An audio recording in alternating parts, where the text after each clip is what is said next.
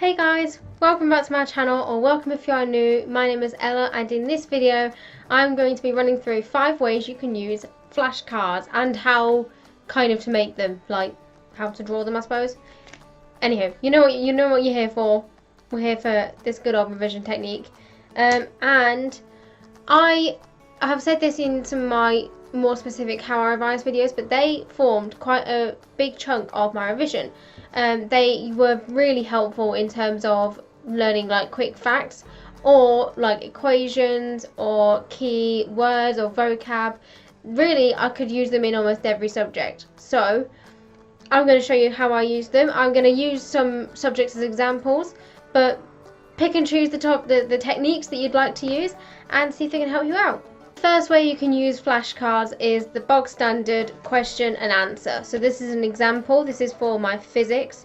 I've got 3 questions here because I can fit 3 answers on the back, and there's my answers. So the way I would run through them is just have the question facing me, read through the question in my head or even aloud if you find that reading aloud helps you remember things, and then try and answer it and then check my answer on the back. Now, a lot of people know this way anyway. This is the generic way of using flashcards. But I think one of the biggest downfalls is when people get them right, and they get them right several times, they just leave them with the rest of their flashcards. But to make sure that you're properly focusing on the things that you actually need to learn, I suggest putting these in a different pile once you've got them right a few times. That doesn't mean you completely abandon them, because they're obviously still going to be useful, but put them in a different pile which you don't go through as much as. This bigger pile will mean that you're focusing more on your targeted areas that you need to work on, rather than just keep on going over things that you already know. The question and answer style of flashcards is great for just recall of facts, so I found them particularly useful in science and humanities. So say processes or definitions, or you know, the general facts that you need to know for those subjects. That's a brilliant way of remembering or trying to learn them. Up next is equation. So this is the second way you can use flashcards, and it is one of the best ways I found for learning equations, particularly for maths. So you know, you've got your triangles, or you know, for science as well, so speed equals distance over time, or the more complex ones for maths like the quadratic formula. Having those on a flashcard, so they would, I don't really have one on me, but say this one, if you just ignore all of the writing, that could be helpful if you want to like show how you'd use the equation.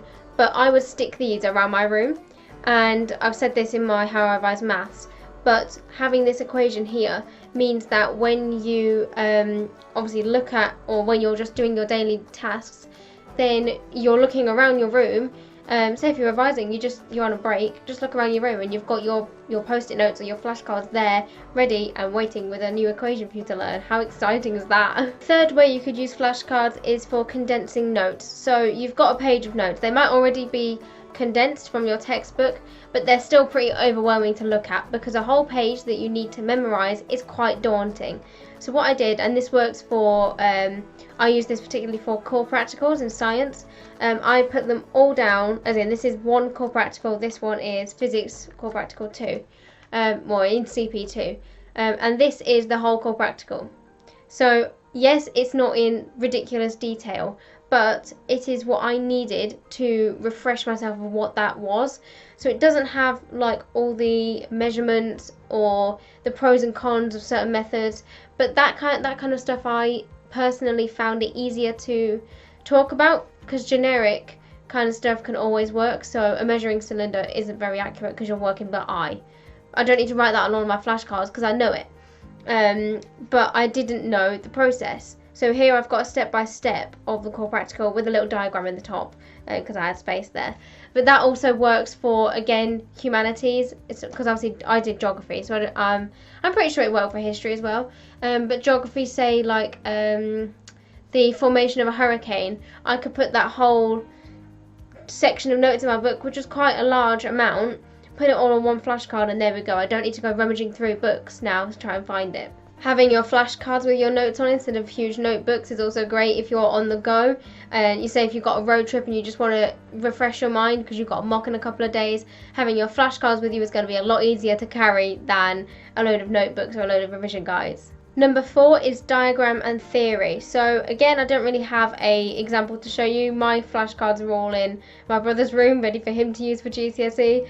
But say I have a diagram of the core practical on this side, I could then put the method on this side, and that means that when you really just need a quick refresh, you look at the diagram. If there's anything you're not sure of, you look at the theory.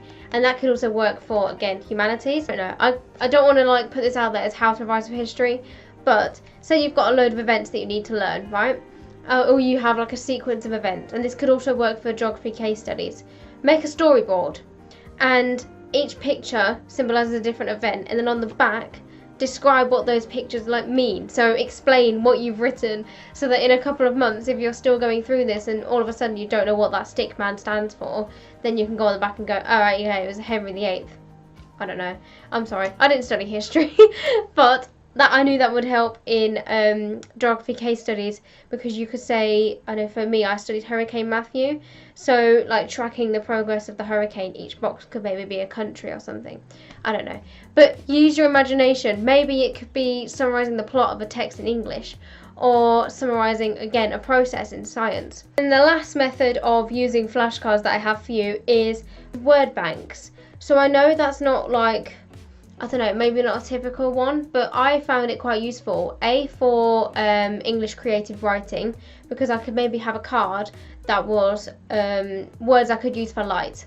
And it'd be all these ambitious vocabulary that I could use in my exam. Having those flashcards means that I had a more confidence, I would say, when I'm walking into the exam, because I'm like, okay, if I want to talk about light, I can use these words. If I want to talk about sound, I can use these words. If I want to talk about this particular place, I can use these.